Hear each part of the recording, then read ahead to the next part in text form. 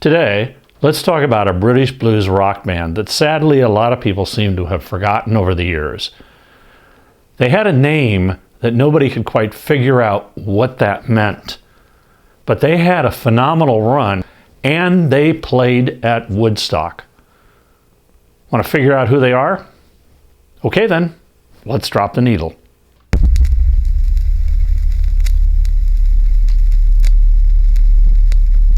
In 1966, the band that was once the Jaybirds changed their name to Blues Trip. And then they changed their name again to Blues Yard. But none of that seemed to work. So then they changed their name again to something that nobody could quite figure out what it was. The band was called 10 Years After. Now the question is, after what? Nobody's really sure, but the name and the band took off.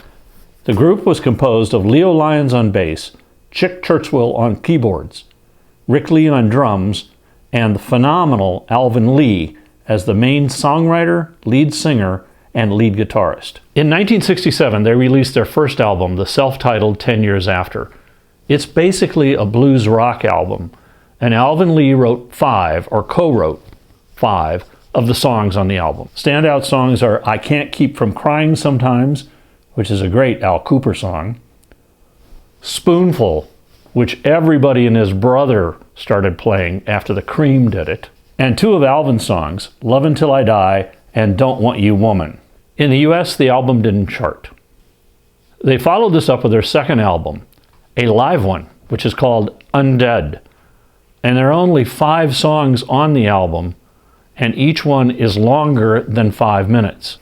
The lead-off song is I May Be Wrong, but I Won't Be Wrong Always. And it clocks in at almost 10 minutes long. I also like Spider in My Web and the now classic I'm Going Home. This album hit 115 in the charts. Next up was the album called Stonehenge, released in 1969. Great songs are I'm Gonna Try, Woman Trouble, A Sad Song, and No Title. And the album rose to number 61 in the charts. In August of that same year, 10 Years After played the Woodstock Festival with over 450,000 fans. The band rocked the crowd to I'm Going Home, which was on the Woodstock album and is featured in the movie. This clearly made 10 Years After major stars. In 1970, they released Cricklewood Green. I really like this album. It seems like each song just flows right into the next song. But this was a time when artists paid attention to sequencing the songs on an album. An album was meant to be listened from the first track all the way through to the end track. And if you want to see how that all works, listen to Cricklewood Green. Great songs are Working on the Road, 50,000 Miles Beneath My Brain, Love Like a Man, Circles. And my favorite track is the closer, As the Sun Still Burns Away. And just saying that line now brings that searing guitar riff back to my head, and I can hear it playing. Phenomenal track. And Cricklewood Green was their most commercial album, hitting number 14 on the charts. In the same year, they released another album called What. Now, to me, this is kind of a disappointment after the wild success of Cricklewood Green. However, think about the times, I Say Yeah, The Band with No Name, and She Lies in the Morning are all worth a listen. This album reached number 5 in the UK and 21 in the US. In 1971, saw the band change record labels and release an album called A Space in Time. It contains their big hit, I'd Love to Change the World. But I also like One of These Days and Baby Won't You Let Me Rock and Roll You, and Let the Sky Fall. The album charted at number 17. The band recorded 2 more albums, Rock and Roll Music to the World and Positive Vibrations in 1974. And then 10 Years After became After, as they broke up. In 1998, they returned and recorded another album about time.